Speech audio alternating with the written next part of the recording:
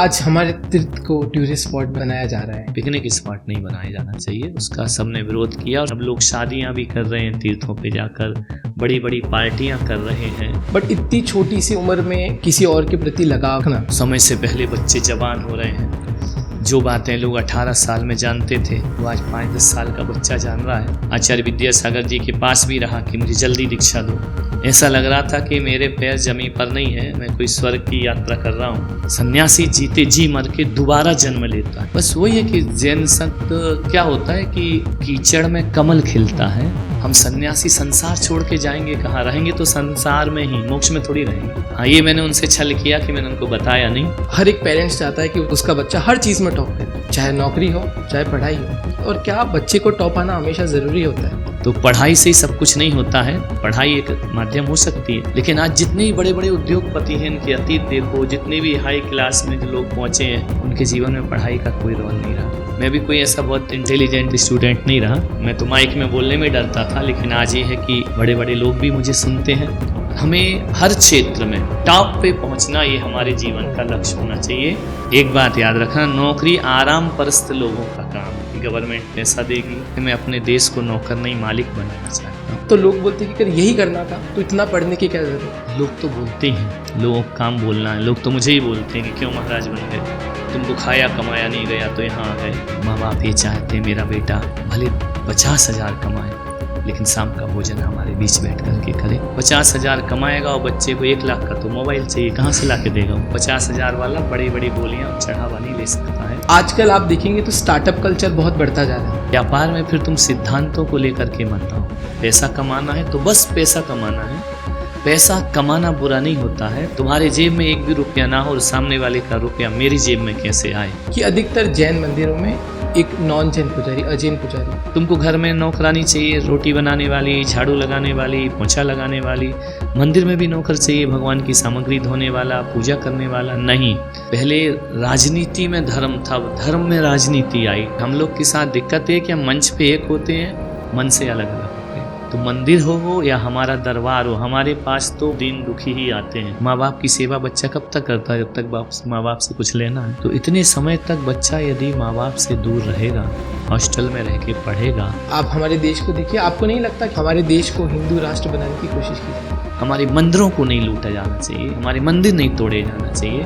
तो क्या जैन धर्म चमत्कार को मानता है कि जो जैन तीर्थंकर देते हैं वो दुनिया में कोई भी नहीं दे सकता है? भगवान को छोड़कर मेरी भक्ति करोगे तो तुम्हारा कभी कल्याण नहीं होगा। एक तरफ तो आपके साधु संत कहते कि पैसा जोड़ जोड़ के मत रखो, खर्चा करो, दान करो, भोग करो। अब तुम भोग भी नहीं करने देते कि नहीं खर्चा भी मत करो, तो फिर वो क्या करेगा उसमें? जय जिनेंद्र दोस्तों, आज का ये पॉडकास्ट बहुत ही खास है क्योंकि आज हम बात करने वाले हैं आचार्य श्री पुलक सागर जी महाराज से। और ये कोई साधारण बातचीत नहीं है।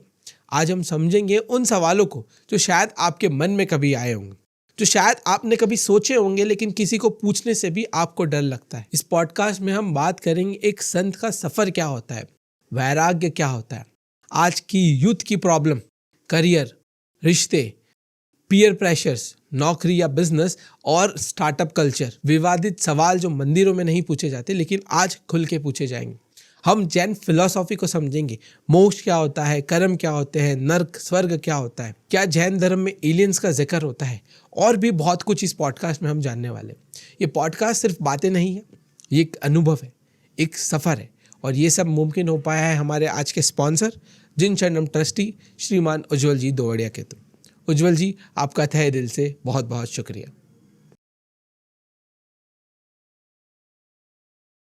नमस्ते गुरुदेव। आशीर्वाद। ये हमारा सौभाग्य है कि हम आज आपके समक्ष बैठे हैं, आपके साथ पॉडकास्ट कर रहे हैं। वैसे तो ये हमारे चैनल का पहला पॉडकास्ट है, बट मुझे नहीं लगता कि इससे अच्छी शुरुआत हमारे चैनल के लिए कभी कुछ हो सकती थी। तो हमारे चैनल पे सबसे पहले आपका तहे दिल से स्वागत है। गुरुदेव, आज हम आपसे वो बात करेंगे जो दिल में है पर जुबान पर नहीं आती। कुछ ऐसी बातें जो लोग अक्सर आपके बारे में बोलते हैं, और कुछ ऐसी बातें जो थोड़ा सा अनकंफर्टेबल महसूस कराती है, बट शायद हर एक जैन को जानना जरूरी है। तो गुरुदेव, जो मेरा पहला प्रश्न है वो ये है कि पारस जैन से आचार्य श्री पुलक सागर जी महाराज बनने तक का ये सफर कहाँ से और कैसे शुरू हुआ? ये सफर, मैं एक जैन संत हूँ, अतीत को स्मरण करना हमारा काम नहीं है, परंतु फिर भी लोगों की जिज्ञासाएं हैं, प्रश्न हैं, पूछते हैं। तो इसके लिए एक बहुत बड़ी पारिवारिक पृष्ठभूमि हमारी रही। हमारे पूरे परिवार में, गृहस्थ जीवन में 5 से 6 सन्यासी हैं। उनकी सतत प्रेरणा रही और सबसे ज़्यादा प्रेरणा मेरी दादी माँ, जो आरिका देवमती माता जी बनी। उन्होंने अक्सर मुझसे कहा कि संसार में नहीं फंसना है, मोक्ष के मार्ग में लगना है, आत्म कल्याण करना है, क्योंकि वो स्वयं एक सन्यासी थी, आरिका बनी। 1993 में आचार्य विद्यासागर जी के प्रथम दर्शन किए और उनके दर्शन से ही लगा कि हमें अपना सामान्य जीवन नहीं जीना है, कुछ लोगों से हटके करना है। घर में रहेंगे तो विवाह होगा, व्यापार होगा, बिजनेस होंगे, बच्चे होंगे, उनको पालने में जीवन जाएगा और एक दिन हम भी इस दुनिया से चले जाएंगे। तो इस उद्देश्य के लिए हमारा जन्म नहीं हुआ है, कुछ हट कर के होना चाहिए। तो आचार्य विद्यासागर जी के प्रथम दर्शन किए और सुना था कि बहुत बड़े आचार्य हैं, बहुत बड़े संत हैं, उनसे मिलना बहुत कठिन काम है, उन तक पहुंचना बहुत कठिन है, पहुंचे हुए सिद्ध पुरुष हैं। तो मुझे लगा कि मुझे भी उन्हें देखना चाहिए, दर्शन करना चाहिए। वो मैं एक छोटे से नगर जबलपुर के पास बरगी बांध कॉलोनी है, वहाँ पर पधारे महाराज। मैंने उससे पहले कभी के मुनि नहीं देखे थे, किसी मुनि को आहार नहीं दिया था, मैं जानता नहीं था कि मुनि क्या होते हैं। मैं पढ़ रहा था, छोटी सी उम्र थी मेरी, 20 साल की होगी। बस उस दिन मैंने न जाने मेरे भीतर क्या घटा, तो मेरे मन में एक चीज़ आई कि यदि आचार्य विद्यासागर जी जैसे महान संत, मेरे से उनका पड़गाहन होता है, मेरे हाथों से यदि वो आहार लेते हैं, तो मैं इस घर गृहस्थी और संसार को त्याग दूंगा। ये बात मेरे मन में ही थी, जुबान पर मैं लाया नहीं। फिर न जाने क्या हुआ, उस दिन महाराज का मेरे नगर में प्रवेश पहला ही दिन था और उनका पड़गाहन मेरे द्वारा हो गया। बस मैंने संकल्प कर लिया कि नियति मुझसे कुछ कराने वाली है, तब मुझे घर में नहीं रहना चाहिए और मैंने संन्यास की यात्रा प्रारंभ कर दी। तो आज 32 साल हो गए मुझे इस मार्ग पर बढ़ते हुए, और भगवान महावीर के सिद्धांतों को, उनके आचरण को, उनके चिंतन को, उनके संदेशों को खुद भी जीने का प्रयास कर रहा हूँ और लोगों को भी उस तक लाने का प्रयास। गुरुदेव, काफ़ी कम लोग जानते हैं कि आपने 23 साल की उम्र में संन्यास लिया, दीक्षा ली। तो गुरुदेव, ये वैराग्य आपने बताया कि जब आप विद्यासागर जी गुरुदेव से मिले, महाराज जी से मिले, तब आपको आया। आज हर एक बच्चा विद्यासागर जी महाराज को जानता है, तो आपका पहला अनुभव कैसा था उनसे मिलने का, और वैराग्य कैसे आया? वो एक ऐसी विभूति थे, दुख है इस बात का कि वो अब इस दुनिया में नहीं है, लेकिन ऐसी विभूति थे, ऐसा उनका व्यक्तित्व था, ऐसी उनकी जीवन शैली थी, इस तरह से वह उठते थे, बैठते थे, चलते थे, तो उन्हें देख के ही भीतर से वैराग उमड़ता था हर किसी को। जैसे अच्छी चीज़ों को देखकर अट्रैक्शन होता है, खिंचाव होता है उनकी तरफ, उनकी तरफ भी मेरा खिंचाव हुआ, लेकिन वह अध्यात्म के रूप में, धर्म के रूप में, विरक्ति के रूप में, उनका चमचमाता तेज से तप्त शरीर, देह उनकी निगाहें, उनका बोलना सब आकर्षित करते रहा और मन उनसे बनते रहा, बन गया। फिर मैं उनके साथ हो गया। गुरुदेव, ये सवाल पूछने का मेरा कारण ये भी है कि इस उम्र में जो युवा है वो मटेरियलिस्टिक चीज़ों को लेकर ज़्यादा फंसे हुए हैं। मैं खुद आज 23 साल का हूँ और मेरे विचार मटेरियलिस्टिक चीज़ों को लेकर ही हूँ। जैसे मुझे बड़ी गाड़ी चाहिए, बहुत सा पैसा कमाना है, बड़ा घर मेरा होना चाहिए। तो क्या कभी आपके मन में इस उम्र में ऐसे कुछ विचार नहीं उठे कि आपको भी कुछ चाहिए? एक उम्र होती है, लेकिन कभी मैंने ऐसा सोचा नहीं। विचार तो आते हैं, लेकिन मेरा एक था कि बस एक ही धुन थी कि ना ख्वाब महलों के देखे थे, ना कोई बड़ी गाड़ी सोचा था, न ये सोचा था कि बहुत ऐश्वर्य की ज़िंदगी जीऊँ। बस बचपन से ही रहता था कुछ करूँ, कुछ हटके करूँ। और मैं यहाँ नहीं आता, संत नहीं बनता, तो मेरा पूरा मन था कि मैं राजनीति में जाता और देश के लिए कुछ करता। ओके गुरुदेव, जैसा आपने बताया कि आपको बचपन से ही कुछ अलग करना था, और मैंने कहीं सुना था कि आपकी मम्मी ने, आपकी माता ने भी आपसे कभी कुछ कहा था कि बेटा इस समाज में, इस देश में कुछ अलग करना है। तो क्या उनका तात्पर्य यही था कि आप दीक्षा लेंगे, या फिर वो कुछ और समझाना चाहती? नहीं, मेरी माँ तो धार्मिक थी, धार्मिक संस्कारों से ओतप्रोत थी, और वह नहीं चाहती थी कि ये सब में संसार में फंसूं, क्योंकि वो स्वयं व्रतियों त्यागियों जैसा जीवन जीती थी। लेकिन शायद वो भी ये भी नहीं चाहती थी कि मैं सन्यासी बन जाऊं, पर उसे लगा था कि मैं सन्मार्ग पे, सतमार्ग पे चलूं, चाहे वो रास्ता कोई सा भी हो, चाहे मैं संसार के रास्ते में रहूं, राजनीति में जाऊं, या सामाजिक सोशल वर्कर बन के चलूं। बस उसका था कि बस ईमानदारी से चलना और लगन के साथ चलना, और तुमसे किसी का अहित नहीं होना चाहिए, यही उसकी सीख रहती थी। ये मार्ग तो मैंने भी नहीं सोचा था कि मैं यहाँ आऊँगा, वो तो अचानक महाराज मिले और मेरा मन बन गया, और नियति से शायद मुझे इसीलिए जन्म दिया हो। और हकीकत में देखूँ तो मैं खुद नहीं समझ पाया आज तक कि मैं यहाँ क्यों आ गया, मैंने ये रास्ता क्यों चुन लिया, मुझे खुद नहीं पता है। और बस यही सोचता हूँ कि संसार में कुछ लोग इसीलिए पैदा होते हैं जिनको यही काम करना है, और मेरा उनसे हो गया लगाव। तो मेरी माँ चाहती थी तू नाम तो कर, लेकिन अध्यात्म के रूप में कर, ऐसा शायद उसका नहीं था, लेकिन फिर शायद होना यही था। गुरुदेव, एक थोड़ा पर्सनल सवाल अभी मेरे मन में आया कि जब आप विद्यासागर जी गुरुदेव से मिले, आपके मन में एक अलग भावना उठी। मैं भी इससे पहले इतना जैन धर्म में नहीं था, आज मैं आपसे मिला हूँ, 1-2 महीने से आपसे जुड़ा हूँ, तो क्या मैं भी मुनि तो नहीं बन जाऊँगा? ऐसा नहीं है, सोचने से हर कार्य नहीं होता है। हम सोचते कुछ हैं और होता वही है जो होना है, तो बन जाओ तो अच्छी बात है, और नहीं बनो तो मैं नहीं सोचता हूँ कि मुनि बनना ही जरूरी है। बगैर मुनि बने भी हम महावीर के धर्म को, सिद्धांत को, मुनियों को जन जन तक पहुँचाते हैं। वो मुनियों जैसे विचारों को लोगों तक पहुँचाएं, स्वयं भी थोड़ा जीने का प्रयास करें, तो एक गृहस्थ भी मुनि ही होता है। ऐसा जरूरी नहीं कि भेष बदलने से कोई साधु हो। गुरुदेव, जब आपने बताया, अपने परिवार को बताया, अपने दोस्तों को बताया कि आप दीक्षा लेने वाले, वैसे तो आपने बताया कि आपके परिवार से 6 सन्यासी थे, बट जब आपकी माता को ये बात पता चली, आपके परिवार, आपके दोस्तों को पता चली, तो उन्होंने आपसे क्या कहा?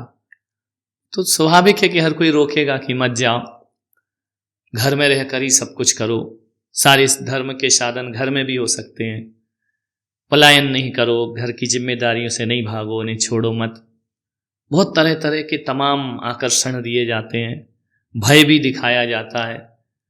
तो मैं इतना ही सोचता था कि यदि मैंने परिवार को जीत लिया तो समझना मैंने सबको जीत लिया।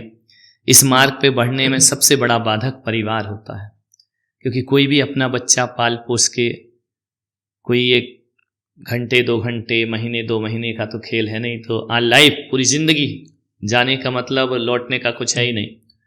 तो हर किसी को एक झटका तो लगता है, मेरे परिवार वालों को भी लगा। भले मेरी माँ धार्मिक थी, लेकिन उसे भी झटका लगा।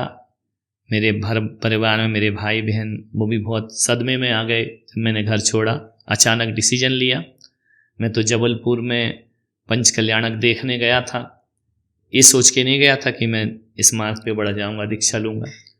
2 घंटे में सब फैसला हो गया और मैंने घर छोड़ के आ गया। तो बाधक तो सभी बनते हैं, लेकिन फिर निकल पड़ो यदि एक बार, तो आँखों में रहा, दिल में उतर के नहीं देखा, कश्ती के मुसाफिर ने समंदर नहीं देखा। माँ बाप की दौलत या भाई की जागीरें, जो चल पड़े कदम तो फिर मुड़ के नहीं देखा। गुरुदेव, जब आपके परिवार ने आपको कहा, जब बहुत रोकने की कोशिश करी होगी, तो फिर आपने उन सब चीज़ों को कैसे टैकल किया, कैसे समझाया उन्हें? मैंने टाइम नहीं दिया, मैंने घर निकलने से आधे घंटे पहले ही बताया।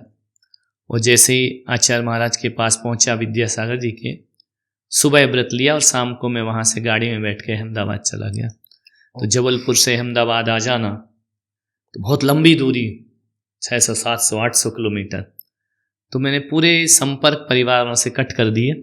उस समय मोबाइल भी नहीं चलते थे, कोई ऐसा माध्यम नहीं था कि मैं उनसे मिलूं। तो मुझे पता था कि मुझे घर वापस ले जाएंगे, तो मैं स्वयं गुरुजी से निवेदन करके 1000 किलोमीटर दूर चला गया और मैं वहाँ रुका ही नहीं। यदि रुकता तो फिर शायद परेशानियाँ होती। गुरुदेव, एक सवाल थोड़ा यूथ के लिए भी है, क्योंकि आपने 23 साल की उम्र में दीक्षा ली। आज अधिकतर यूथ की इस एज में बॉयफ्रेंड या गर्लफ्रेंड होता है।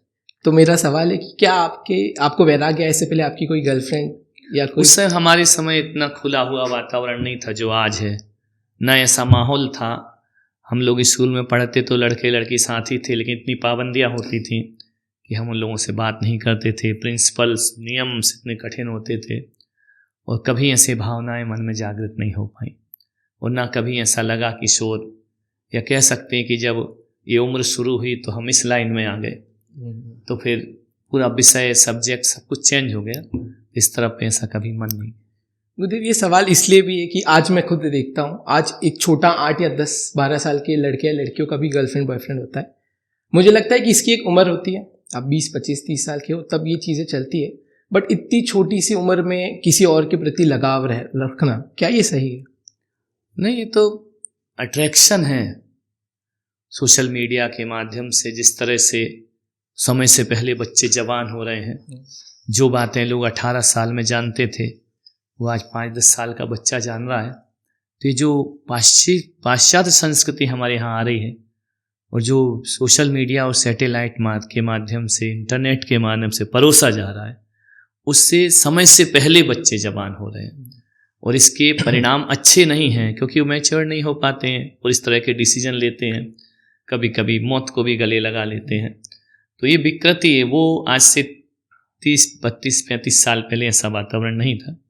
इसलिए हमारे माँ बाप को भी हम क्या बोलें, उनके हाथ में ही मोबाइल है, बच्चों के हाथ, और मोबाइल एक आवश्यकता बन गई है।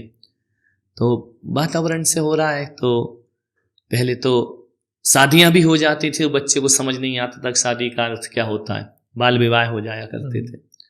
तो ये विकृतियां पहले इतनी नहीं थी जितनी अब पनप रही। गुरुदेव, क्योंकि अक्सर मैं मेरी एज के दोस्तों को देखता हूँ, मैं मुझे देखता हूँ, अगर कोई सिंगल है या अपने ही दोस्त की बॉयफ्रेंड या गर्लफ्रेंड है, तो कभी कभी वो फोमो में आ जाते, फियर ऑफ मिसिंग आउट में आ जाते, और उन्हें लगता है कि यार मुझे भी कोई चाहिए जिसके साथ मैं अपनी फीलिंग शेयर कर सकूं, बात कर सकूं।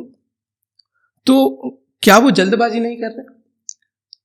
नहीं, मैं कह रहा हूँ ना, ये कुछ है ही नहीं। ये जो चीज़ भी है, प्यार, मोहब्बत, ये सब कुछ भी नहीं होता दुनिया में। हकीकत में देखो, शादी के पहले तक ही सब है, कि जैसे मैंने दुनिया को देखा है। उसके बाद जो आम आदमी की ज़िंदगी, वही उसकी ज़िंदगी होती है, वही संघर्ष उसके अंदर है, वही उतार चढ़ाव उसके अंदर है। चटमंगनी, पट शादी, झट तलाक, ये जल्दबाजी का रास्ता। आजकल तो ट्रेंड भी बन चुका है इसका।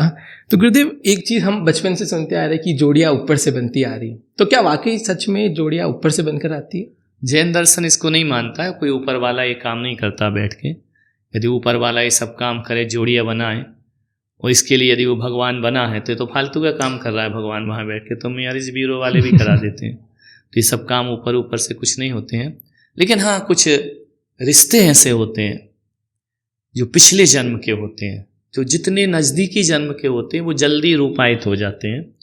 और जो जैसे जैसे पुराने रिश्ते होते जाते हैं, 10 भाव, 5 भाव, 15 भाव, 20 भाव, फिर वो कम होते जाते हैं।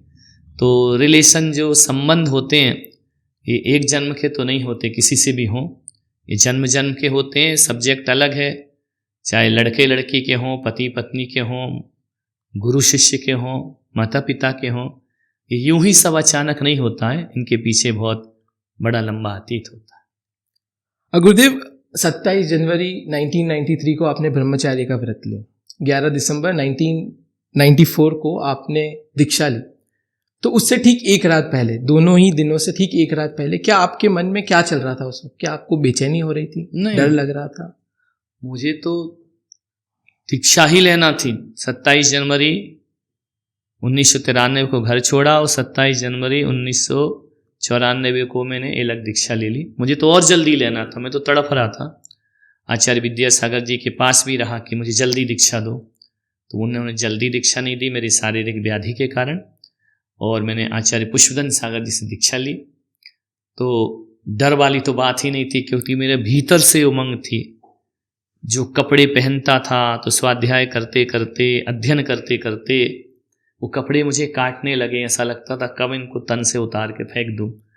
तो एक रात पहले तो ऐसा लग रहा था कि मेरे पैर जमीन पर नहीं है, मैं कोई स्वर्ग की यात्रा कर रहा हूँ, क्योंकि कल मुझे मेरे जो अंदर की प्यास थी, लगन थी, वह मुझे मिलने जा रहा है, मुझे दीक्षा मिलने जा रही है। वह रात तो मेरी आनंद खुशी की अनुभूति में बीत गई कि कल से मैं सन्यासी हो जाऊँ। गुरुदेव, जब आपने दीक्षा ली, पारस जैन जब दीक्षा लेता है उसका नाम पुलक सागर जी हो जाता है, तो क्या दीक्षा लेने के बाद सिर्फ नाम बदलता है, या एक जैन आचार्य जब आप एक जैन महाराज बनते हो तो अंदर से भी कुछ ऐसा है जो आपके लिए बदलता है? देखो, दीक्षा का अर्थ है संसार से अलग हो जाना। दीक्षा का अर्थ है जीते जी मर जाना। मर के तो हर कोई मरता है, लेकिन सन्यासी जीते जी मर के दोबारा जन्म लेता है, जिसे शास्त्रों में द्विज कहा है। द्विज का अर्थ होता है दोबारा जन्म लेना। तो जीते जी दोबारा जन्म लेना बहुत कठिन काम है। और जैसे जो हमारा दोबारा जन्म होता है तो हमारा माता पिता भी बदल जाते हैं, हमारा गांव शहर भी बदल जाता है, हमारा भेष भी बदल जाता है, हमारा नाम भी बदल जाता है, हमारी पहचान भी बदल जाती है, हमारा परिचय भी बदल जाता है। इसलिए सन्यास लेते समय उसका हर चीज़ अतीत मिटा दिया जाता है।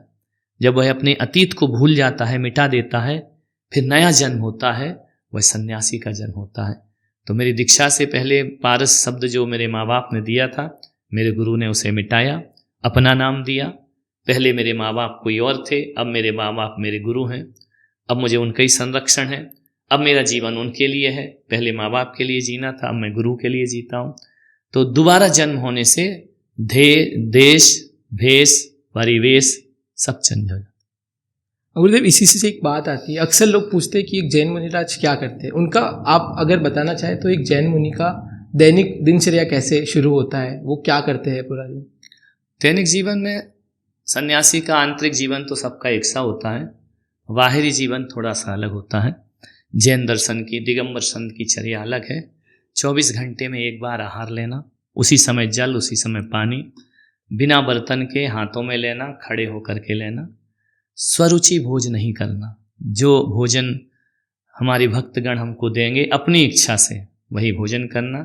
तो 24 घंटे में एक बार आहार करना, 2 बार प्रतिक्रमण करना, सुबह से शाम तक और शाम से अगले दिन सुबह तक।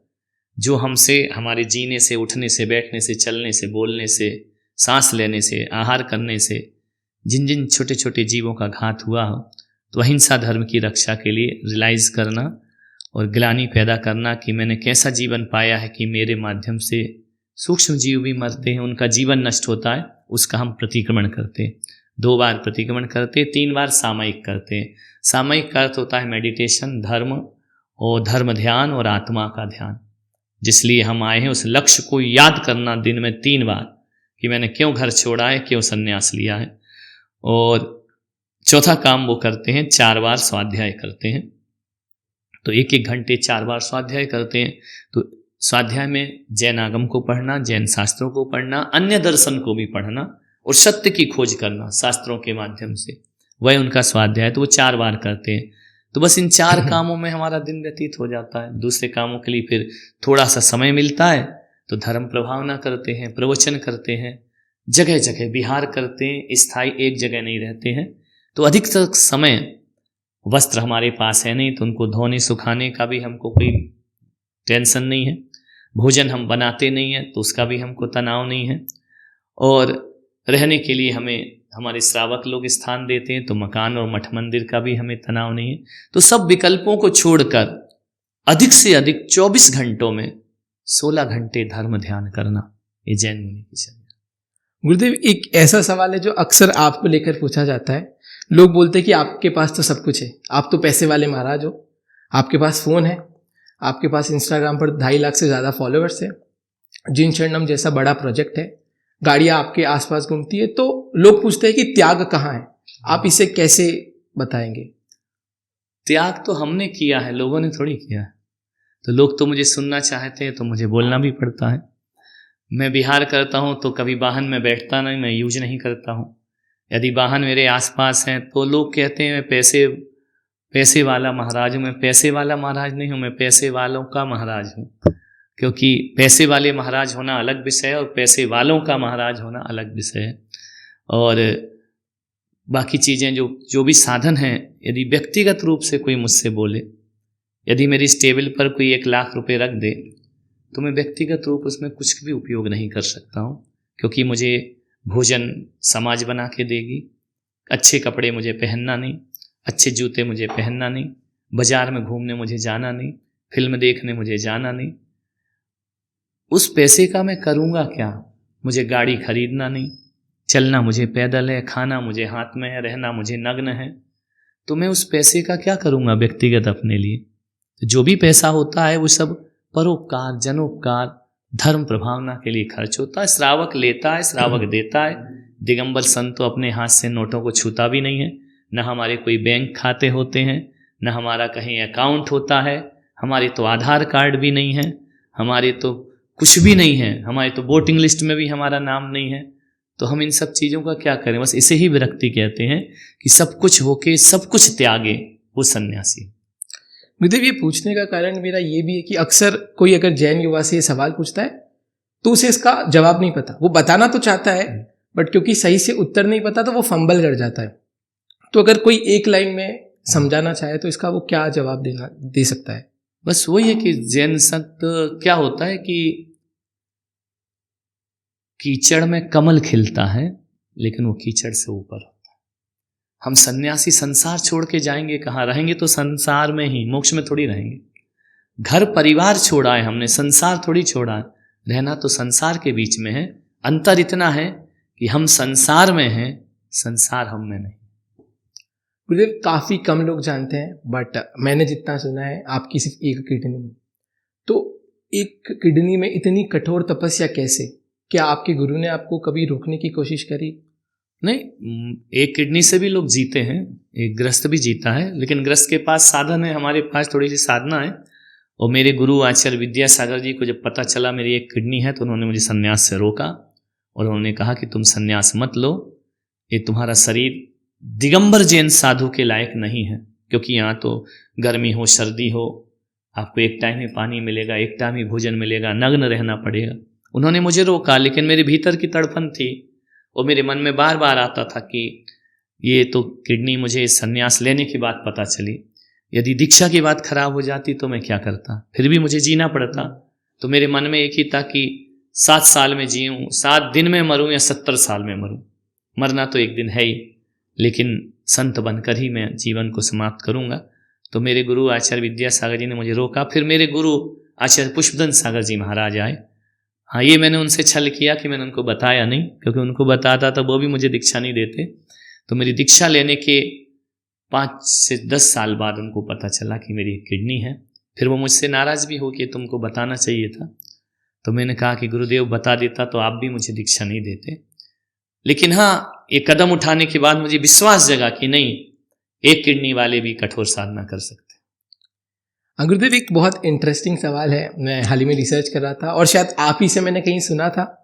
ये प्रश्न आपके स्कूल लाइफ से है।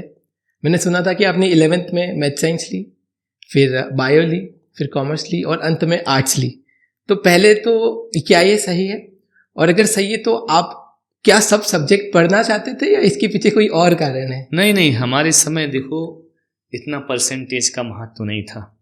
हमारे यहाँ यदि किसी ने 10th 9th पास कर ली तो फिर एक सब्जेक्ट चुनना पड़ता था 10 से, क्योंकि हम 10+2+3 वाली प्रणाली में पढ़े हुए हैं। हमारे समय 10th भी बोर्ड होती थी, 5th भी बोर्ड, 8th भी बोर्ड और 12th भी बोर्ड, 4 बोर्ड परीक्षाएं दी। उस समय ऐसा कुछ नहीं होता था कितने नंबर हैं, कितने परसेंटेज तो सब्जेक्ट मिलेगा। मैं जिस स्कूल में पढ़ा वहाँ तो दोस्त बैठ के निर्णय कर लेते थे, टीचर पूछते थे क्या पढ़ना है। तो हमारा जो फ्रेंड सर्किल था वो इस तरह का था कि हमने पूछा कि क्या लें सब्जेक्ट, उन्होंने कहा तुम क्या ले रहे? तो भीतर का कोई एम नहीं था कि हमें क्या लेना है।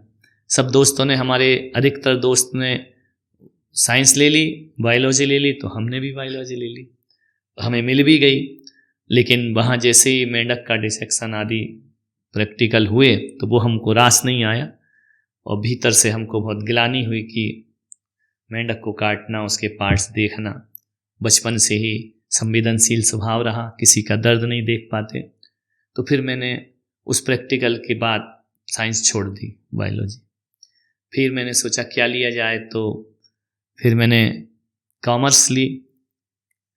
फिर कॉमर्स मुझे थोड़ी टफ लगी, क्योंकि हमारे यहाँ जिस स्कूल में पढ़ता था वहाँ कॉमर्स नहीं थी, तो मुझे प्राइवेट करना पड़ता। तो फिर जैसे तैसे उससे लिया, फिर वो छोड़ के लास्ट में मैंने आर्ट्स लिया। तो ऐसा भी नहीं था कि मुझे सबका अनुभव चाहिए, होता गया, बदलते गया, परिस्थिति के अनुसार मन भी बदलते गया, और फिर आर्ट्स लेकर के मैंने अपनी पढ़ाई की। गुरुदेव, जब हम पढ़ाई की बात करते हैं तो मार्क्स बहुत मैटर करते हैं, और आजकल हर एक पेरेंट्स चाहता है कि उसका बच्चा हर चीज़ में टॉप करे, चाहे नौकरी हो चाहे पढ़ाई हो, और उसकी वजह से पेरेंट्स अपने बच्चों पर बहुत दबाव डालते हैं। आपको नहीं लगता कि ये बहुत गलत हो रहा है उस बच्चे के साथ, और क्या बच्चे को टॉप आना हमेशा ज़रूरी होता है? देखो, जहाँ तक मैं सोचता हूँ, मैं खुद, मेरा घर में पढ़ने में मनन नहीं था, मैं वैसी ज़्यादातर मैं सोचता हूँ कि 90% बच्चे पढ़ना नहीं चाहते स्कूल में, ना वो चाहते कि हम पढ़ें, छोटी सी मानसिकता बनी रहती है। लेकिन मैं ये देखता हूँ पढ़ाई भी ज़रूरी है अपनी जगह, इतनी ज़रूरी नहीं है। यदि पढ़ाई से ही सब कुछ मिलता, आप सोचो कि पढ़ने लिखने से सारे सुख और ऊंचाइयाँ जीवन की मिलती हैं, ऐसा ज़रूरी नहीं है। पढ़ाई से ध्यान रखना, यदि पढ़ाई से ही सब कुछ मिलता तो आज भी टीचर स्कूटर पर ही स्कूल आते हैं, और जो स्टूडेंट पढ़ते नहीं, वो ऐसा टैलेंट उनका होता, वो कार में घूमा करते हैं। तो पढ़ाई से ही सब कुछ नहीं होता है, पढ़ाई एक माध्यम हो सकती है। लेकिन आज जितने भी बड़े बड़े उद्योगपति हैं, इनके अतीत देखो, जितने भी हाई क्लास में जो लोग पहुँचे हैं, उनके जीवन में पढ़ाई का कोई रोल नहीं रहा।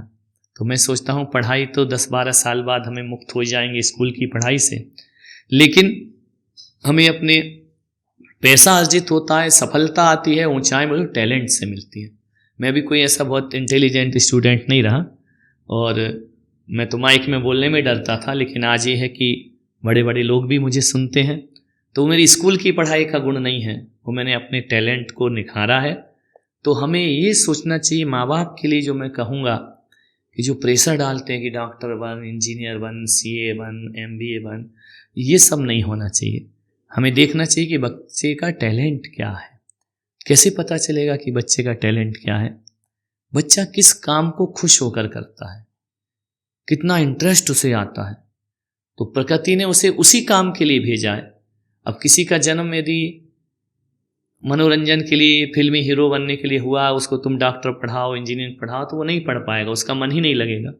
तो जिसमें बच्चे का मन लगता है, रुचि आती है, तो टैलेंट जो होता है हमारे अंदर, वो रुचि पैदा करता है, वो लगाव पैदा करता है, वो टेंशन नहीं देता, आनंद पैदा करता है। 10वीं पास सचिन कौन से भारी पढ़ाई की, लेकिन आज पूरे भारत का नाम बन गया, भारत की पहचान बन गए।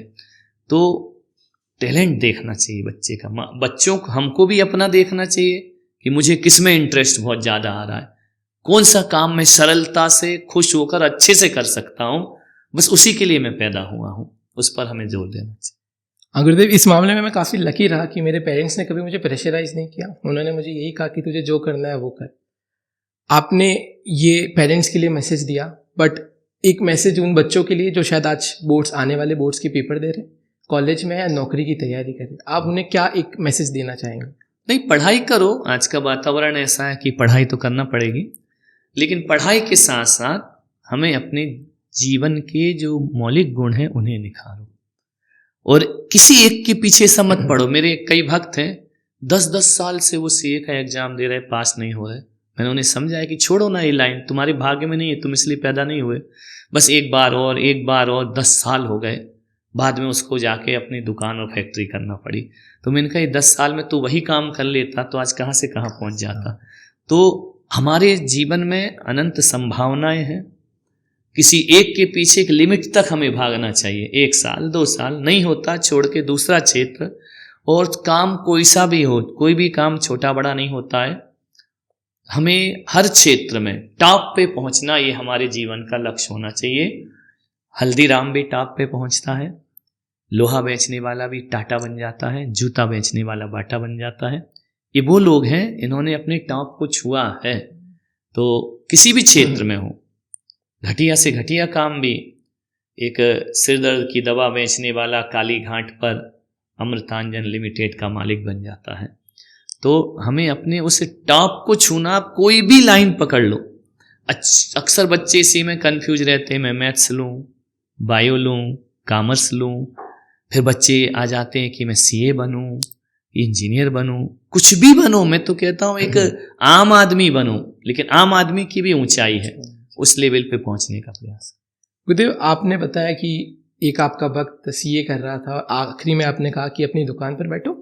तो इससे जो सवाल ये आता है कि आजकल हर एक बच्चा नौकरी करना चाहता है, इवन उनके पेरेंट्स भी नहीं चाहते कि मेरा बेटा दुकान पे बैठे बिजनेस करे।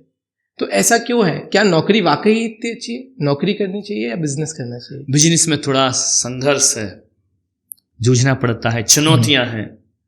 लेकिन एक बात याद रखना, नौकरी आराम परस्त लोगों का काम है कि गवर्नमेंट पैसा देगी, काम करो या नहीं करो पैसा तो मिलेगा, लेकिन वो सही जिंदगी को जी नहीं पाते हैं, पराधीन होकर के जीते हैं। मैं तो लोगों को यही संदेश देता हूँ कि मैं अपने देश को नौकर नहीं मालिक बनाना चाहता हूँ। तो हमें हर बच्चों को मालिक बनाना चाहिए। नौकरियों ने परिवार तोड़ दिए। आज माँ बाप बुढ़ापे में अकेले रहते हैं, बेटा नौकरी पुणे में कर रहा, बेंगलोर में कर रहा है, तो माँ बाप क्या इसके लिए बच्चे पैदा करते कि बुढ़ापे में अकेला जीवन जिए? वह संघर्ष करते हैं। कई गांव के गांव उजड़ गए, सारे बच्चे बाहर जाके रहने लगे। बुढ़ापा माँ बाप का खराब हो जाता है। नौकरी करते हैं, पति पत्नी, सीमित आय होती है। सीमित आय होती है तो झगड़े ज़्यादा होते हैं आपस में, उसने ज़्यादा खर्च कर लिया, उसने ज़्यादा खर्च कर लिया, यही सब चलते रहता है। छुट्टियां गिनी जाती हैं, मन के मालिक नहीं हो पाते हैं, हमारे पारिवारिक रिश्ते टूट जाते हैं। तो नौकरी से तो ज़्यादा अच्छा व्यापार है, और हम व्यापारिक समाज में पैदा हुए हैं, तो हमें व्यापार ही शोभा देता है। गुरुदेव, जैसा आपने बताया कि बाहर रहते हैं लोग, बैंगलोर मुंबई में रहते हैं, बट अगर कोई युवा वापस घर आता है और वहाँ से अपना कुछ काम शुरू करना चाहता है, तो अक्सर मैंने देखा है कि लोग उन्हें बोलते हैं कि तू यहाँ क्या कर रहा है, कि तुझसे कुछ नहीं होगा। और अगर वो बिजनेस खोलता है पढ़ने के बाद, तो लोग बोलते हैं कि अगर यही करना था तो इतना पढ़ने की क्या ज़रूरत है, तू पहले ही ये कर लेता। तो उसका वो जवाब कैसे दे? लोग तो बोलते ही हैं, लोगों को काम बोलना है। लोग तो मुझे ही बोलते हैं कि क्यों महाराज बन गए, तुमको खाया कमाया नहीं गया तो यहाँ आ गए, अरे खाया कमाया गए ना, यहाँ आना था। तो ऐसे कई लोग घूम रहे हैं, वो भी आ सकते हैं। तो लोग तो बोलते हैं, लोगों का काम बोलना ही है।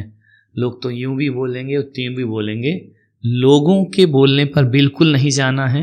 ये जो बोल रहे हैं वे हमारे कितने शुभचिंतक हैं हम भी जानते हैं। जब हमारे पास कुछ नहीं होता तो ये लोग भी हमारे पास नहीं होते बोलने वाले। तो मैं तो इतना ही चाहता हूँ कि हमें जो करना है वो हम करेंगे, और जिस दिन हम सक्सेस हो जाएंगे तो लोग बोलना अपने आप बंद कर देंगे, वो फिर हमारी तारीफ करेंगे। सचिन कई बार छोटे छोटे मैच बचपन में खेले, हार जाते थे, बच्चे चिढ़ाते थे, तू क्या बैट्समैन बनेगा।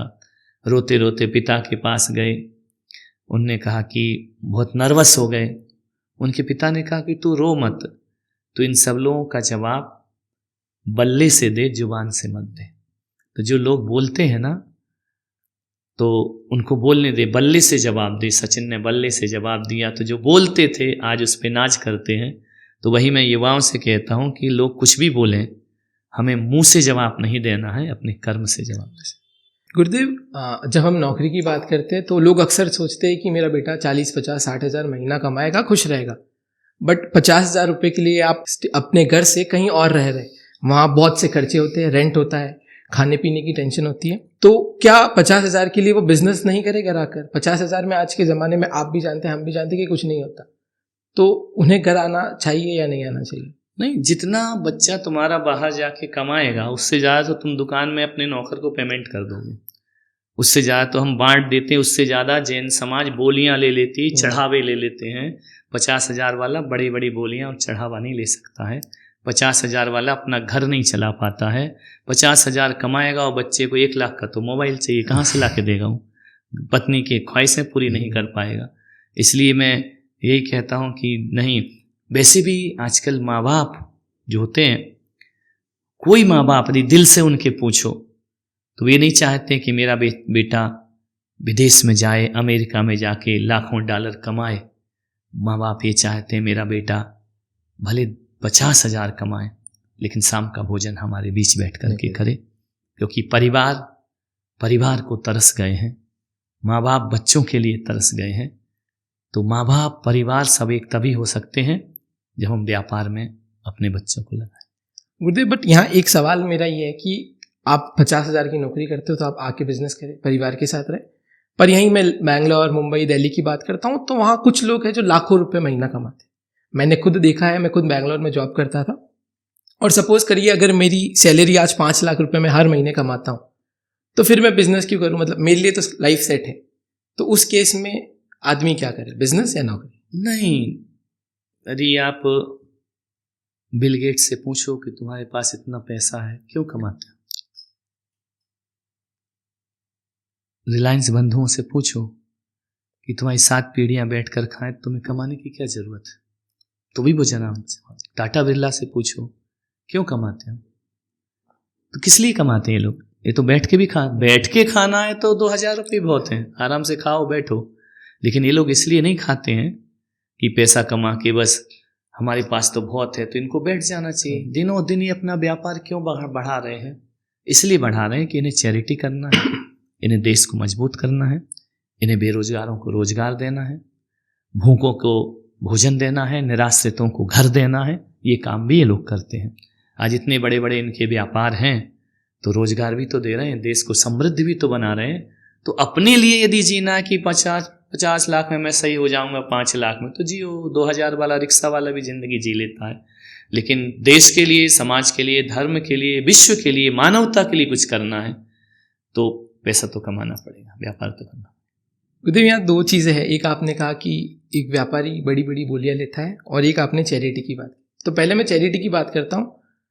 आज जैन समाज में समाज सेवा इतनी नहीं होती जितनी होनी चाहिए। हमारे जैन धर्म में, जैन समाज के हॉस्पिटल्स है, फ्री स्कूल्स है, बहुत सारे इंफ्रास्ट्रक्चर प्रोजेक्ट भी चल रहे हैं, बट आपको नहीं लगता कि वो बहुत गिनती के हैं? और अगर हम कुछ करना भी चाहते हैं तो समाज में छोटा मोटा प्रोग्राम कर लेते हैं या जिमने का रख लेते हैं, जो आपने हाल ही में शायद 2 साल में देखा भी होगा। तो क्या ये सही है? क्या हमें सामाजिक सेवा, और छोटा हो या बड़ा हो, चैरिटी होती है। कोई जरूरी नहीं कि बहुत बड़ा ही वो करें।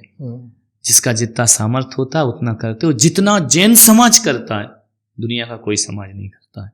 आज जितनी भी गौशालाएं हैं जैन समाज के दम पे हैं। आज जितना भी टैक्स दिया जा रहा है जैन समाज दे रहा है ईमानदारी से। आज जितने भी स्कूल हैं, जहाँ जहाँ भी जो हैं अस्पताल हैं, सबसे ज़्यादा दान यदि निकलता है तो जैन समाज का निकलता है। सबसे बड़े बड़े मंदिर उनके हैं, बड़ी बड़ी धर्मशालाएं उनकी हैं।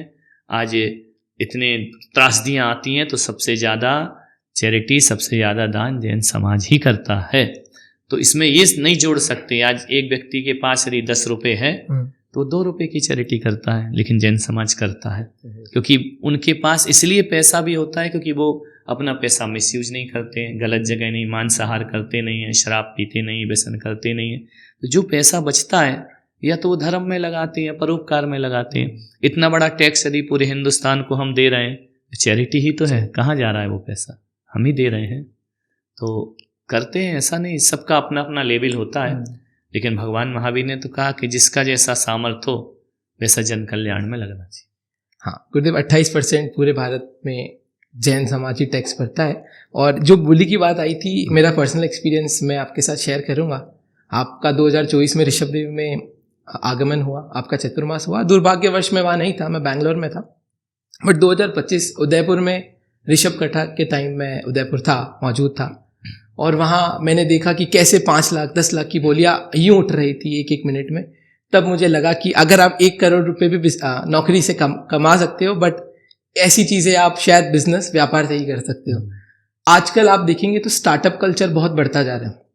आज हर एक युवा की इच्छा है कि वो खुद का स्टार्टअप खोले, खुद की कंपनी खोले। बट अगर आप स्टार्टअप को हटाते हैं, स्टार्टअप सिर्फ एक नाम है तो आखिर वो बिजनेस ही। तो क्या वो दौर वापस आ रहा है जब लोग नौकरी छोड़कर अपना खुद का व्यापार करने की सोच रहे हैं? आएगा ना, वक्त सिखा रहा है, समय की मांग है। हमारे सिखाने से या माँ बाप के सिखाने से नहीं होगा, वक्त आपको सिखा देगा। और धीरे धीरे सारी दुनिया फिर संयुक्त परिवार की तरफ लौट रही है। फिर आदमी एकल से बहुत में होने की तैयारी कर रहा है। पाश्चात्य संस्कृतियां भारत के सिद्धांतों को समझ गई हैं। हमको थोड़ा पाश्चात्य की नया नया टेस्ट है तो वो अच्छा लग रहा है, लेकिन लौट के तो आदमी को खुद के व्यापार में ही आना पड़े। गुरुदेव, आज देश में बेरोजगारी है, रिसेशन चल रहा है, ले ऑफ चल रहे हैं, लोगों को कंपनी निकाल रही है। तो उस केस में अक्सर वो लोग घर आ जाते हैं। व्यापार है तो शायद व्यापार में उनके कस्टमर नहीं है, दुकान नहीं चल रही, तो लोग अक्सर थोड़ा प्रेशर में आ जाते हैं। समाज, अगर आपकी नौकरी छूट गई है, आपकी नौकरी नहीं लग रही, तो समाज आपको बहुत अलग नियत से देखता है। तो उस केस में वो युवा, वो व्यापारी क्या करे? कुछ नहीं, देखो, व्यापार न पढ़ाई से चलता है न डिग्रियों से चलता है। व्यापार चलाने के लिए बिजनेस माइंड होना पड़ता है। व्यापार किसी के फेल नहीं होते, जो बिजनेस माइंड नहीं है उसके फेल होते हैं। व्यापार यदि कर रहे हो तो फिर पूरी बुद्धि, पूरा दिमाग व्यापार में ही होना चाहिए। व्यापार में फिर तुम सिद्धांतों को लेकर के मत आओ। पैसा कमाना है तो बस पैसा कमाना है। पैसा कमाना बुरा नहीं होता है, पैसे का उपयोग और दुरुपयोग बुरा होता है। यदि हम पैसा कमाएं तो व्यापार बिजनेस माइंड बनना पड़ेगा।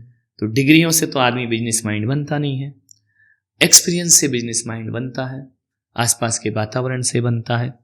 तो व्यापार का अर्थ, जहाँ तक मैं सोचता हूँ कि अपने माँ बाप ने आपको 10 लाख रुपए दे दिए, आप दुकान लेकर बैठ गए, तो अनपढ़ आदमी भी बैठ जाए, इसमें कौन सा बड़ा काम कर दिया तुमने। तुम्हारे जेब में एक भी रुपया ना हो और सामने वाले का रुपया मेरी जेब में कैसे आए, जो इसमें बुद्धि लगाता है वो व्यापारी होता है, वो सफल होता है।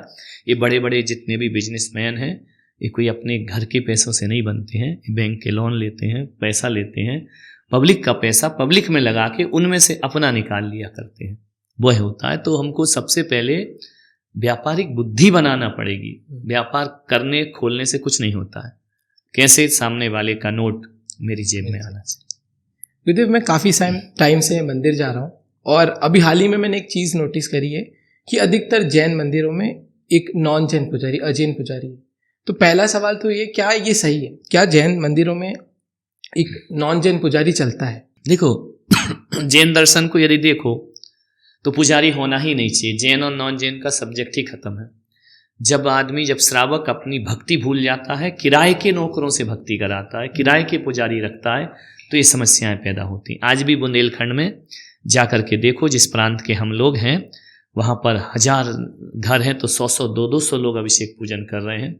अपनी सामग्री खुद अपने हाथ से धोते हैं, भगवान की पूजा करते हैं। तुमको घर में नौकरानी चाहिए, रोटी बनाने वाली, झाड़ू लगाने वाली, पोछा लगाने वाली। मंदिर में भी नौकर चाहिए, भगवान की सामग्री धोने वाला, पूजा करने वाला नहीं। हर श्रावक का कर्तव्य है कि भगवान की पूजा उसे खुद ही करना चाहिए। तो जैन और अजैन का सवाल नहीं है, पुजारी तो होना ही नहीं चाहिए मंदिरों में। हाँ, तीर्थों पे जहाँ पर समाज नहीं है, समाज के घर बहुत दूर हैं, लोग आ नहीं सकते हैं, तीर्थ एकांत में अक्सर जैनों के, वहाँ जैन पुजारी रखें तो अच्छा है। और बाकी गांव के, शहरों के, नगरों के मंदिरों में तो अपने हाथ से ही करना चाहिए। गुरुदेव, ये सवाल इसलिए भी है, आपने कहा कि पुजारी नहीं होने चाहिए, बट अभी हर स्थिति में एक पुजारी है।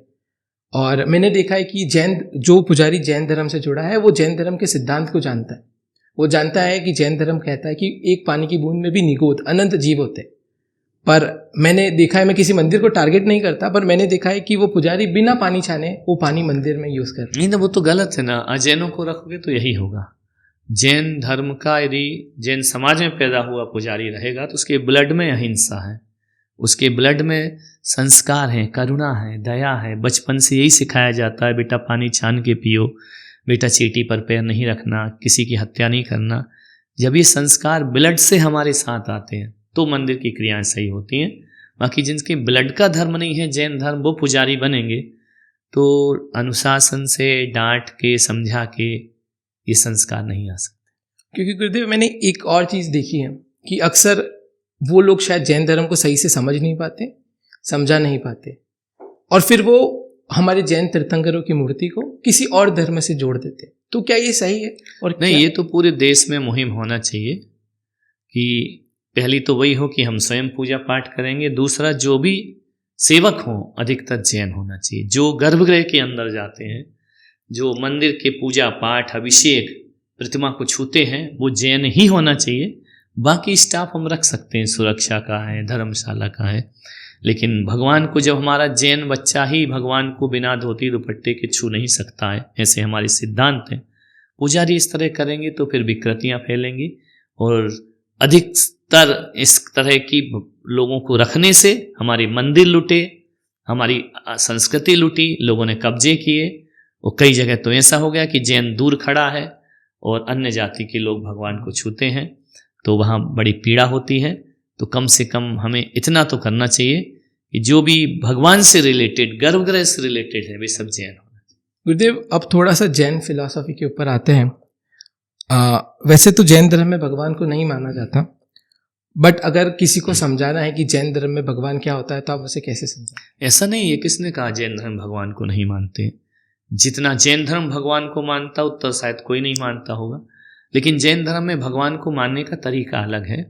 जैन धर्म भगवान को कर्ता नहीं मानता कि वो तुम्हें सुख दुख देता है, कि तुम्हें नरक में डालेगा कि स्वर्ग में डालेगा, ये नहीं। भगवान तो होते हैं, यदि भगवान नहीं होंगे तो 24 तीर्थंकर क्या है फिर? तो हम तो उन पे बहुत श्रद्धा रखते हैं, हम भगवान को मानते हैं, लेकिन भगवान हमारा कर्ता हरता है, भगवान के अंदर कृतित्ववाद है, इसको जैन दर्शन नहीं मानता। हमारे सुख दुख के निर्माता ईश्वर नहीं, हम स्वयं हैं। हमारे कर्म हमारे सुख दुख के निर्माता हैं, इसमें भगवान का कोई हस्तक्षेप नहीं। कोई कहे कि भगवान के बिना पत्ता नहीं हिलता, तो भगवान कितने पत्तों को हिलाएगा पूरी दुनिया में? क्या उसके पास एक ही काम बचा है? जैन दर्शन ये नहीं कहता कि भगवान के बिना पत्ता नहीं हिलता।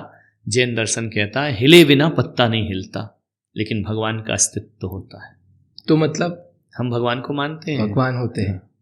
गुरुदेव, आपने भी नर्क की बात करी और एक जो सवाल मेरे मन में भी आया है वो ये है कि अक्सर जैन लोग बोलते हैं कि आलू प्याज मत खाओ, रात्रि भोजन मत करो। तो क्या वाकई ही आलू प्याज खाने से या रात को भोजन करने से हमें नर्क मिलता है? नर्क और स्वर्ग तो देखो, जहां अशांति है, दुख है, पीड़ा है, कलह है, वह नर्क है। जहां शांति है, सुख है, परिणाम निर्मल है, वो स्वर्ग की अनुभूति है। इसका मतलब ये नहीं कि स्वर्ग और नरक नहीं होते हैं। तो अपने यहाँ इस तरह से नियम बनाए गए हैं कि अहिंसा को बहुत ज़्यादा महत्व दिया गया है।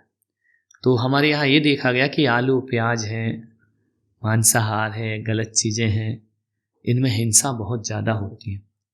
तो किसी अपना जीवन जीने के लिए किसी का जीवन उजाड़ देना, अपना पेट भरने के लिए किसी का पेट फाड़ देना, ये करुणा और अहिंसा नहीं होती है। खाए बिना हमारा जीवन नहीं चलता है, तो महावीर ने कहा कि ऐसी वस्तुएं खाओ जिनमें हिंसा कम हो। हिंसा रहित तो कोई भी वस्तु नहीं है, चाहे शाकाहार हो तो उसमें भी पेड़ पौधे तोड़े जाते हैं। तो जिसमें कम हिंसा हो, उससे यदि हम अपना जीवन जी सकते हैं, ये अपरिग्रहवाद है, ये अहिंसावाद है। अधिक हिंसा करके जीवन क्यों जीना? तो आलू प्याज जो है, इनसे ज़्यादा हिंसा है, हम लौकी तौरे से भी अपना जीवन जी सकते। गुरुदेव, तो फिर जैन धर्म में नर्क क्या है, स्वर्ग क्या है और मोक्ष क्या होता है? देखो, 4 गतियां हैं, 4 गतियों का वर्णन सभी धर्मों में, जैन धर्म क्या तो सभी धर्मों में नरक और स्वर्ग का वर्णन है। तो इस पृथ्वी के नीचे 7 नरक हैं, ऊपर 16 स्वर्ग है, उससे ऊपर मोक्ष है। ये लोक की व्यवस्था है, संसार की, ये किसी ने बनाई नहीं है, कोई इसका निर्माता नहीं, ना कोई मिटाएगा, ये तो नेचर है। तो जैसे 4 गतियों में 2 गति तो स्पष्ट दिखती हैं, पशु गति और मनुष्य गति। जब ये 2 हैं तो 4 भी हैं, क्योंकि 2 के लिए कोई महात्मा झूठ क्यों बोलेगा? क्योंकि वो हमें दिखती नहीं, इसलिए हम उसको मानते नहीं हैं। लेकिन कोई चीज़ें नहीं दिखती तो वो नहीं है, ऐसा नहीं है। वो हमारी देखने की दृष्टि में इतनी ताकत नहीं है। जिस दिन वो ताकत आ जाएगी, हम 4 गतियों को देख सकते हैं। तो जो दिख रहा है वही सत्य है, ऐसा नहीं, जो नहीं दिखता है वही भी सत्य है। और गुरुदेव, अक्सर हम बोलते हैं कि जैन धर्म में स्वर्ग को इतना नहीं माना जाता जितना मोक्ष को माना जाता है। तो मोक्ष और स्वर्ग में क्या अंतर है? स्वर्ग तो एक गति है, मनुष्य, त्रयंच, नरक और पशुगति, देवगति।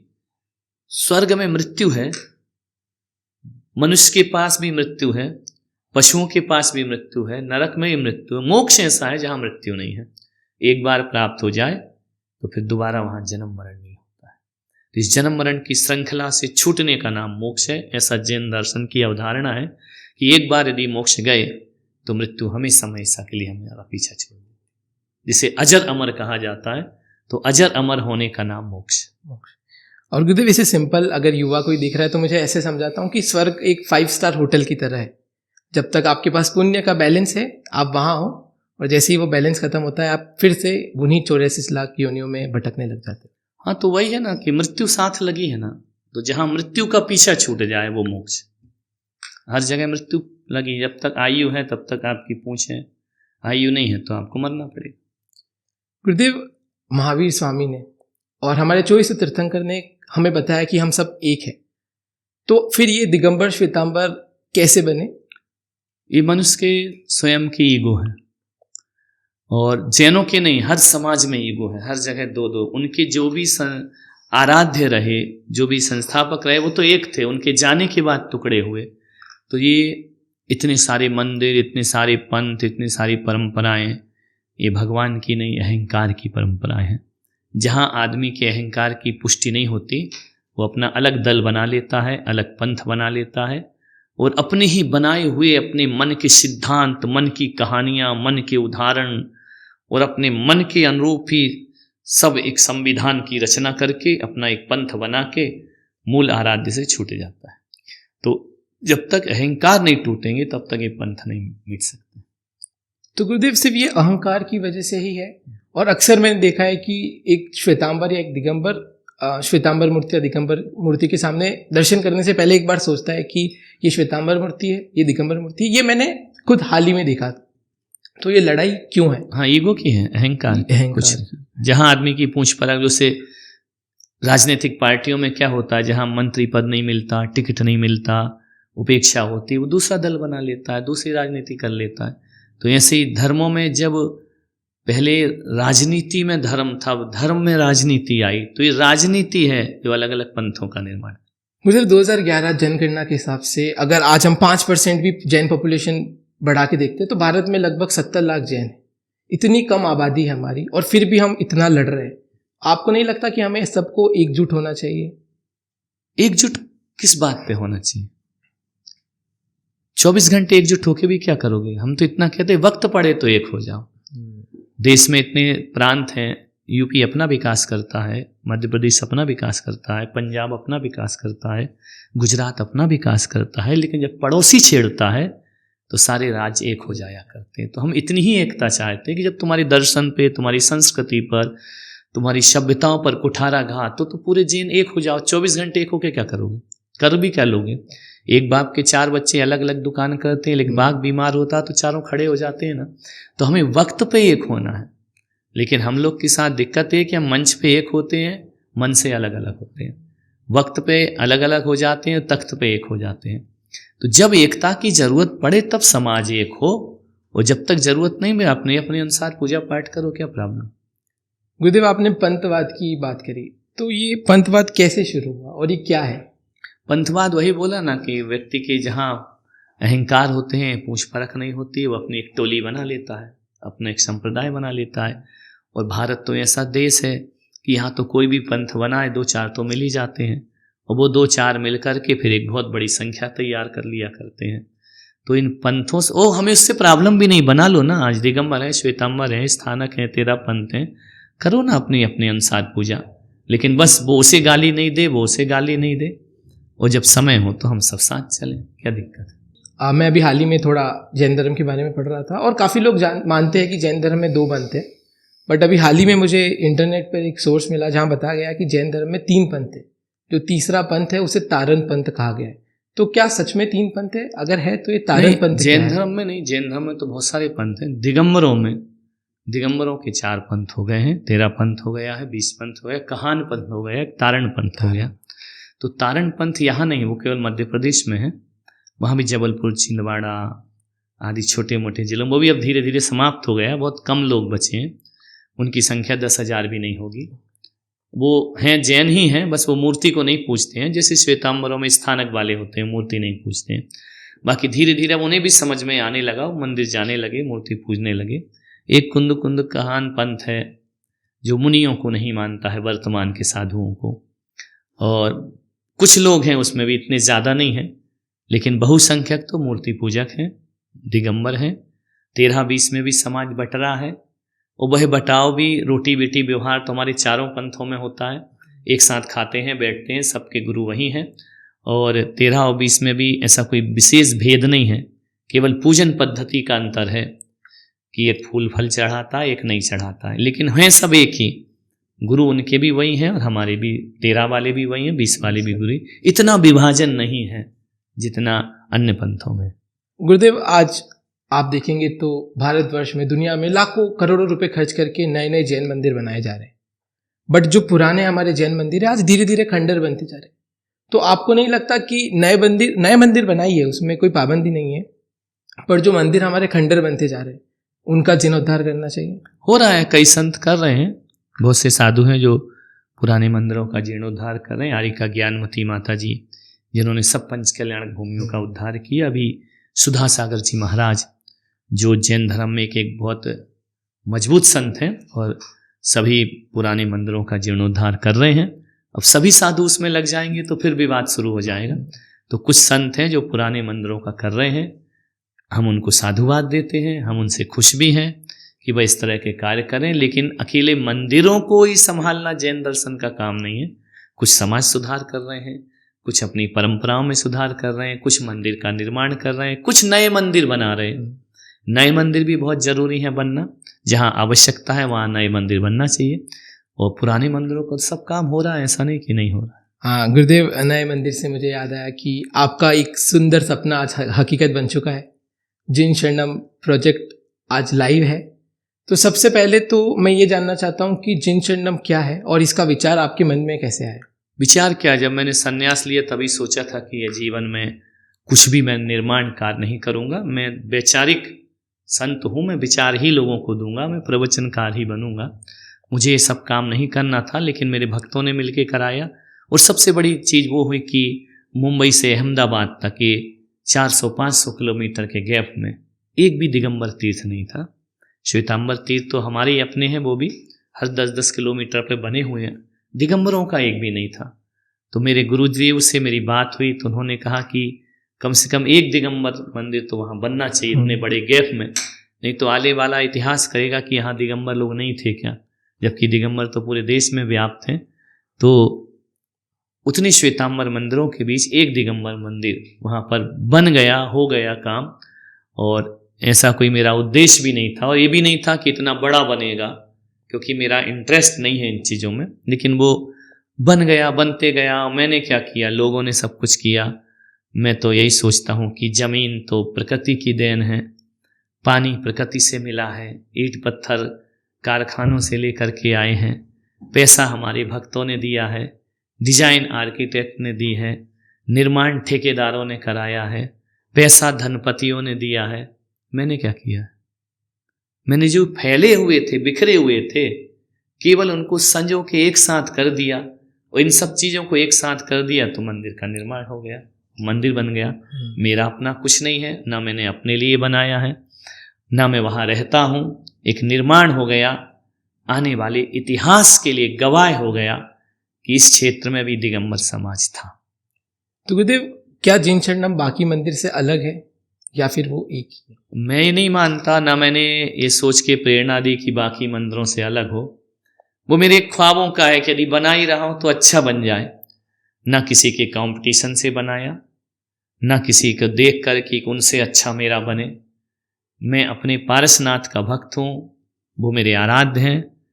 जितना अच्छे से अच्छा बन सका हमने उनकी भक्ति में बनाने का प्रयास किया, अपने भक्तों के माध्यम से बनाने का प्रयास किया। वो भी मैंने नहीं किया है, मेरी केवल भावना रही कि एक अच्छा जिनालय बन करके तैयार, जब बन ही रहा है तो आधुनिक बने, अच्छा बने, आने वाली सदियों के लिए दीर्घजीवी रहे, ये सोच करके उसका निर्माण। तो गुरुदेव, क्या जिन शरणम जैन धर्म का, जिन शासन का आने वाला एक नया तीर्थ के रूप में माना जाएगा? हाँ, वो नवीन तीर्थ हैं, सारे नवीन हैं जितने भी बन रहे हैं, क्योंकि पुराने तीर्थ वो होते हैं जहाँ भगवान तीर्थंकर के कोई पंच कल्याणक हो, उनका गर्भ हो, उनका जन्म हो, उनका मोक्ष हो। उस भूमि पर तो ऐसा कुछ भी नहीं है, तो वो एक क्षेत्र बन करके हो गया है। अभी बात अलग है कि उस मंदिर से प्रेरणा लेकर ना जाने कितनों का कल्याण होगा, और आने वाले समय में वो कोई क्षेत्र बन जाएगा। गुरुदेव, मंदिर से ही एक बात उठती है कि आजकल के युवा मंदिर नहीं जाना चाहते, वो जाना चाहते हैं पार्टीज में, क्लब्स में, और वो ऐसा क्यों है कि वो पार्टीज और क्लब्स में जाना चाहते हैं, और वो बोलते हैं कि मंदिर में वो थ्रिल नहीं है, वो मज़ा नहीं आता जो उन्हें पार्टी में आता है। देखो, मंदिर मजा लेने के लिए तो मंदिर आना ही नहीं चाहिए, और ऐसे लोगों को मंदिर आना भी नहीं चाहिए, उनके लिए मंदिर है भी नहीं। मंदिर तो मन की पवित्रता और शांति के लिए है। लेकिन आज के आदमी को शांति नहीं चाहिए, वो शोर की दुनिया में जी रहा है। वो उसको शांति तब चाहिए जब बच्चे उपेक्षा करेंगे, जब अपनी ही औलाद लात मारेगी, जब कर्म तुम्हें सताएंगे, जब शरीर व्याधियों से ग्रस्त होगा, तब मंदिर होता है। तो मंदिर हो या हमारा दरबार हो, हमारे पास तो मंदिर और भगवान के पास तो दीन दुखी ही आते हैं, मौज मस्ती वाले तो कोई आते नहीं, और आना भी नहीं चाहिए। मौज मस्ती के लिए मंदिर होते भी नहीं है। ये दरबार तो दुखियों का है, ये दरबार तो पीड़ितों का है, ये दरबार तो वो दरबार है जिसके जीवन में अशांति है, जिसके जीवन में दुख है। और जितने जो मना कर रहे हैं, जब पहाड़ टूटता है तो सब मंदिर जाते हैं। इसी से गुरुदेव, मैंने अक्सर मंदिर में देखा है कि काफ़ी लोग स्वार्थ के लिए आते हैं।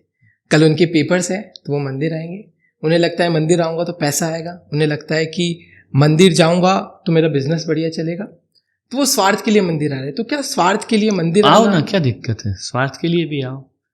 आदमी तो इतना स्वार्थी होता है कि सूरज के आते दीपक को बुझा देता है। तो सब चीज़ स्वार्थ से तो होता है, बिना स्वार्थ के क्या होता है? माँ बाप की सेवा बच्चा कब तक करता है? जब तक माँ बाप से कुछ लेना है। जिस दिन वो अपना खुद कमाने लगता है, उसका एटीट्यूड बदल जाता है माँ बाप से। तो लोग सुबह होते ही चिरागों को बुझा देते हैं। तो दुनिया तो स्वार्थी है। ऐसा थोड़ी कि मंदिर स्वार्थियों के लिए नहीं है। मैंने कहा ना कि कष्ट, पीड़ा और स्वार्थ के लिए हमारे अस्पताल काय के लिए होता है? रोगियों के लिए होता है। जो खुश है, स्वस्थ है, वो अस्पताल क्यों जाएगा? तो स्वार्थ के लिए आना तो आओ, किसी भी तरह से आओ, मंदिर आओ। तो गुरुदेव, मंदिर आते हैं तो चमत्कार होते हैं, तो क्या जैन धर्म चमत्कार को मानता है?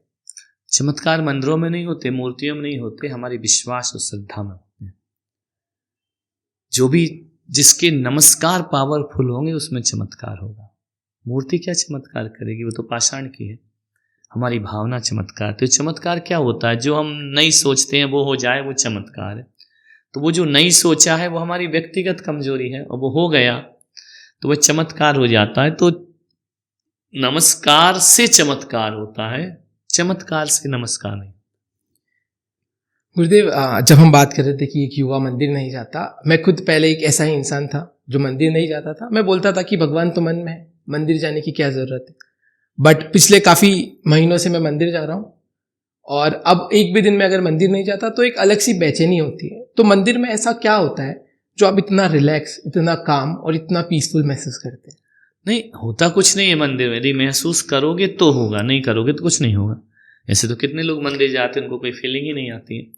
जब भीतर से हम अनुभूति करते हैं, जब ईश्वर की सत्ता को स्वीकार करते हैं, ईश्वर की शक्तियों को महसूस करते हैं, बिना महसूस करे तो कुछ नहीं होता। योग भी करो, प्राणायाम भी करो, ध्यान भी करो, जब तक अनुभूति ना हो तब तक उनका फल प्राप्त नहीं हुआ करता है।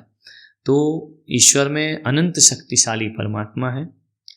ऐसा नहीं कि दो चीज़ें, अनंत शक्तियों के धनी हमारे अरिहंत भगवान है। अब उस शक्ति का प्रयोग आप कैसे करते हैं?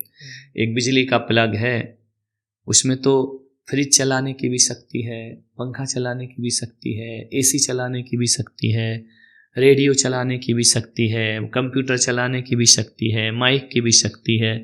अब देखना आपको है कि आप कौन सा टोपिन डालते हैं। जो डालोगे वो प्रवाहित होगा। तो आप ईश्वर से किस तरह की अनुभूति चाहते हैं, मंदिर में बैठ करके करो, मन एकाग्र होता है, वो वह अनुभूति हमें प्राप्त। गुरुदेव, आज एक जैन युवा अपनी आइडेंटिटी छुपा रहा है। उसे ये कहने में शर्म आती है कि मैं रात को नहीं खाता, मैं आलू प्याज नहीं खाता, मैं ड्रिंक नहीं करता, मैं स्मोक नहीं करता। तो ये ऐसा क्यों हो रहा है? जहाँ हमारे धर्म ने हमें इतने अच्छे संस्कार दिए, आज वो युवा इन संस्कारों को बोलने से झिझकता है। तो क्या इससे लॉन्ग टर्म, आज से 100-150 साल बाद हमारे जैन धर्म पर कोई संकट नहीं आएगा? संकट कुछ नहीं आता है, उतार चढ़ाव चलता है। काल ऐसा है, कभी धर्म बहुत हाई पिच पर पहुंचेगा, कभी लो हो जाएगा, कि मिटेगा नहीं, जीवित रहेगा। और ये जो बच्चों के अंदर जो भावना आ रही है वो इसलिए आ रही है कि आजकल जो पढ़ाई का सिस्टम है कि गांव वाला अपने गांव में पढ़ना नहीं चाहता, वो बड़े शहर में जाना चाहता है, बड़े शहर वाला और बड़े में जाना चाहता है, फिर वो मुंबई जाना चाहता है, मद्रास जाना चाहता है, फिर देश से बाहर जाना चाहता है। तो इतने समय तक बच्चा यदि माँ बाप से दूर रहेगा, हॉस्टल में रह के पढ़ेगा, तो उसके ऊपर संस्कार फ्रेंड सर्किल के पड़ेंगे, माँ बाप के नहीं पड़ेंगे, घर के नहीं पड़ेंगे, क्योंकि उनसे दूर है। तो इस पढ़ाई ने बचपन छीन लिया, इस पढ़ाई ने परिवार छीन लिए, संस्कार छीन लिए। तो जो हॉस्टल में पढ़ते हैं, बाहर पढ़ते हैं, वो फिर हजार तरह के तर्क उनके दोस्त करते हैं, वो तर्क उनके जहन में चले जाते हैं, फिर वो इन चीज़ों से दूर भागने लगते हैं। बाकी यदि हम लोग भी घरों में पढ़े हैं, सरकारी स्कूलों में पढ़े हैं, लेकिन माँ बाप से दूर नहीं रहे, परिवार से दूर नहीं रहे, तो वहाँ की संस्कृति सभ्यता हमारे ब्लड में घुल मिल गई। तो कुल मिला के माँ बाप जैसे होते हैं वैसे बच्चे नहीं होते, दोस्त जैसे होते हैं बच्चा वैसा होता है। क्योंकि गुरुदेव जब राम मंदिर बना हजारों जैन लोग गए, जो कि कोई बुरी बात नहीं है, हम जा सकते हैं। बट जब कुछ जैन लोगों को, कुछ मैंने देखा है, कुछ जैन युवा को अपने ही तीर्थ पर जाने की बात करते हैं, तो उन्हें वो बात चुभने लगती है। वो बोलते कि यहाँ कौन जाएगा, यहाँ मज़ा नहीं है, इतना पैदल कौन चलेगा, वगैरह वगैरह। तो इसका आप क्या जवाब देते हैं? नहीं, हमने कहा ना कि जिसके मन में ऐसी भावना, उनको तो आना ही नहीं चाहिए, उनके लिए हमारे मंदिर है ही नहीं। हमारे मंदिर तो हमको भीड़ की जरूरत नहीं, सच्चे और अच्छे, जिंदा 4 मुर्दा 1000, कम है चलेगा, कोई दिक्कत नहीं, लेकिन ईमानदार व्यक्ति, क्योंकि जैन दर्शन में ईमानदारी ज़्यादा है, उनके सिद्धांतों में वो ईमानदारी आदमी जी नहीं पाता है।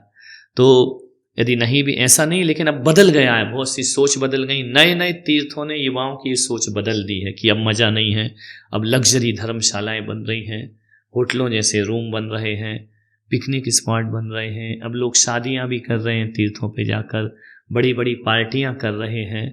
तो आज के अनुसार हमें थोड़ा आकर्षण तो मंदिरों में डालना पड़ेगा, तीर्थों में, ताकि बाजार जाते युवा के कदम मंदिर की तरफ मुड़ जाए।